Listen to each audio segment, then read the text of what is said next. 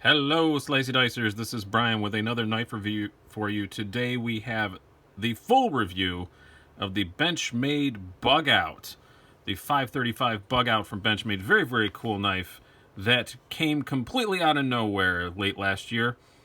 It was released like with no fanfare whatsoever, like a summer television show, or coming out of nowhere, like a Randy Orton RKO. There's a wrestling reference for you to start this video off properly. From out of nowhere, it just appeared. It just one day it wasn't here, and now it is. And I'm glad that it is because I really do like this knife. I just did a comparison with the Native 5 Lightweight. I'll link that down below. You can go look. The Native Lightweight from Spyderco did get a narrow win, but I still like this thing, and I very much enjoyed carrying it, and I'm still going to keep it. It's an awesome knife. It is a polymer handle, S30V blade with Benchmade's axis lock, which is great. It's broken in very nicely. This knife's real party piece, though, is its weight, as I said. And I'm going to pull my scale out here just to verify, even though everybody has, because you're not going to believe me. 1.88 ounces. That is ridiculous light. Under 2 ounces for a 3¼ inch blade. That is ridiculous light, and that is the main feature of this knife. But it's also tougher than it looks, I think. We'll get into that. Let's get into all the specs and stuff first. Looking at an overall length of, I'll move it over here. These are 1/2 inch squares in this particular background. Looking at an overall length of about 7.5 inches. Blade length, as I said, about 3¼ inches. You lose a bit of cutting edge because of this nice sharpening choil. Actually, I'm very glad it's there. But you're down to 3 inches of cutting edge. The blade thickness, very skinny, slicey, 0.09 inches. Some may even say slicey dicey. They might. Who knows? You have a handle thickness of 0.42, so also pretty thin in that dimension. As I said, polymer handles, fairly linerless design. You have just enough liner to accommodate the axis lock, and the rest of it is just empty. Yes, before anybody gets to it, this is the one people freak out about. Oh my God, you can flex it right there. Yeah, you can flex it right there.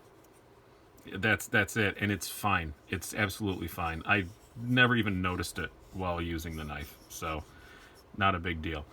And also another great feature about it, only about 1 inch tall, so very small in your pocket as well.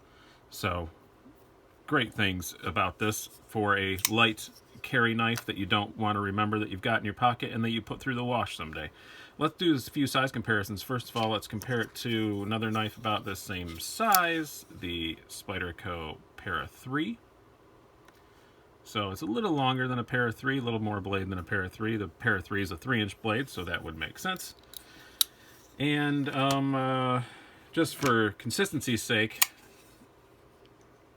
the Spyderco PM2.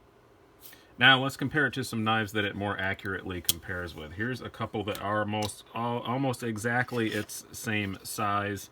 I already did the comparison with the Native 5 Lightweight, so you guys can watch that video if you want to down there. I'm not going to bring that out, but we have the Spyderco Delica 4. So it's a little bigger than the Delica 4, but not by a lot.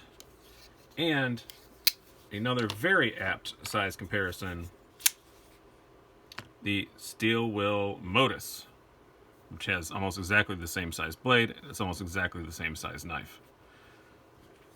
About half the price, though.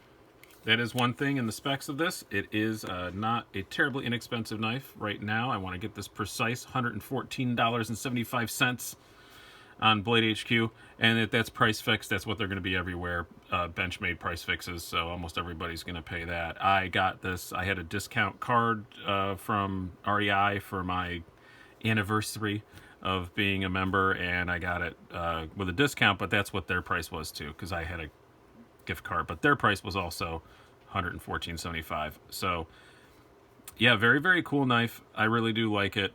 Let's get into the quality and the aesthetics of it. I think it looks pretty good. I don't mind it at all. It is only available in this blue. That's going to be a bit polarizing to people. I will admit that. I wish it was available in other colors. I like the blue. I mean, for me, I'm fine. I probably, if it was available in 6 colors, I probably still would have chosen this blue because it's a very deep royal blue. It looks really good. I think the camera is actually picking that up pretty well. The old iPhone camera is pretty good with blues. So I like the color of it. That's probably still what I would have chosen, but I know a lot of people would prefer it was in black or something like that, or maybe if you're using this as an outdoors knife, of how they market it, maybe an orange would be nice. But I think the aesthetics of it look pretty good. There's nothing like majorly over the top about it, but for being such a departure for Benchmade, it still looks like a Benchmade. You know, it's for their first linerless kind of, design like this, nearly linerless, half linerless design. It still definitely looks like a Benchmade. If you're a knife guy and somebody whipped this out, you'd never seen one before, you'd know immediately that was a Benchmade. Very, very cool, especially because the giant butterfly logo. They do put their logos pretty big on their knives, but it doesn't really bother me. With Benchmade, it's kind of tradition. Sometimes I complain when companies have their knives this big, their logos this big on their blades, but Benchmade, it's just kind of what they do, and it would be kind of sad if they didn't. And on the other side, it's only just got the little S30V logo. I'll tell you what kind of steel it is.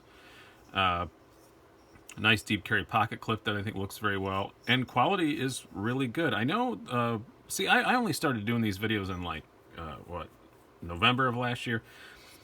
And a lot of my watch talked about Benchmade quality, but I think I got in after that because about quality concerns with Benchmade. I think I got in after that because I've had none. I've had a lot of Benchmades pass through my door, and they've all been fine. And this one is fine too. The blade centering is perfect. That's something that a lot of people complain about at Benchmades. The action is very smooth and very good. And I did, as I said, I got this at an REI. And I checked out all of them they had in stock. They had 5 in stock. I checked them all out, and they were all fine. So, I think the quality is excellent. The blade, I'm also a big fan of. As I said, 0.09 inches, so very thin. It's got this hollow grind on here, flat grind on here. But it is very, very thin behind the edge, almost like a hollow grind. That's what the words I was trying to get out. Very, very thin behind the edge, and it's very, very slicey. It cuts through cardboard and stuff, the kind of things that I do a lot, very well. It's good for food prep. I've used it for that a little bit. It's a really good slicey blade. S30V for $115 is okay. It's not blow me away value, but it's good, and there aren't many that have better. Unfortunately, when I did the comparison on this, the one that it came up against was one that did for less. So that the Native 5 lightweight has about the same. It's a little heavier, but not by much, and it's got S35 VN, which I prefer. But I'm perfect. I love the blade on this. I think it's really good. I've been using it a lot for all my EDC tests, and it's performed excellently. Haven't had any chips or anything in the blade. I have not fully sharpened it. I did touch it up on my Lansky turn box, and it was swipe, swipe, swipe, swipe, swipe, and it was fine again. So, yep. And it wasn't even that dull to start out with. Very good blade on it. Ergonomically, it's fine. I think that I said this in the comparison. It's fine. It's not blow me away outstanding ergonomically, but there's no hot spots or anything. The grip on it is pretty good. I do wish that there was some jimping up here. I think they really missed the boat by not putting some jimping up here. I would be raving about the ergonomics much more if it was jimped, because this blade, this drop point shape, and this length begs to use for detail work. And if I had some jimping up here to make that a little easier, I mean, you still can. I mean, there's a flat surface to put your thumb on, but it's slippery. If I had a little bit of jimping up there, I'd be raving about the ergonomics on this. It would be great for detail work. Now it's just kind of okay for detail work, and ergonomically, it's good. It's fine. It's just not anything to blow me away.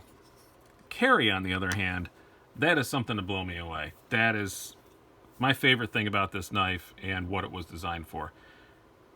Under 2 ounces, ridiculous light, and very, very thin in the pocket also. When you have it in your pocket, I mean, your hand just slides right by it. You barely even know it's there. Deep carry pocket clip and thin handle. Only, you know, well under your what did I say? 0.42 inches, whatever it was that the handle thickness is. Very thin handle. Completely not even there when it's in your pocket. It's just not even there. And I really like it. The deployment, I also like. I'm an Axis Lock fan, so that depends on whether or not you are. I really like the Axis Lock. I think that it works excellently. And this one, when I did the comparison to Native 5, I still gave it the win for deployment, but it's broken in a lot more since then, and I might have given it more. It still would have, the result of the test would have been the same, but the deployment on this now is excellent. It's still not quite as good as my 940 was, but it's pretty good. It's very smooth, very fun to play with. And that's what I like about it. It's a little small, light, useful EDC knife that's also fun to play with, and you don't often get those both at the same time. You'll get small, light, and useful, but those knives usually aren't that fun, where this is both. It's fun to play with and small, light, and useful. About the only cons I had with it really were I did take it apart and lube it up and put it back together, and wow, that was not fun. That wasn't great. I think it would be better if it was full liners, but then it'd be heavier. But with these half liners, lining all the screws back up at the same time when everything's kind of half under tension, it was difficult to put back together. It was a very sweary operation. Obviously, I got it done and everything's fine and you can do it, but it's not super easy. This is not a knife that I will take apart and lube up out of boredom. This will be a knife that I only take apart and lube up when it needs it. Some knives are a pleasure to take apart but put back together, and I just do it just to do it. So yeah, I'm not going to be doing that with this. This will only come apart when it is required. A lot of people give it crap for the name, is the Bugout, and they think it's going to be a bigger, beefier knife, and it doesn't even have liners, and it's a thing, and blah, blah. Stop it. It's fine. Who cares what they named it? I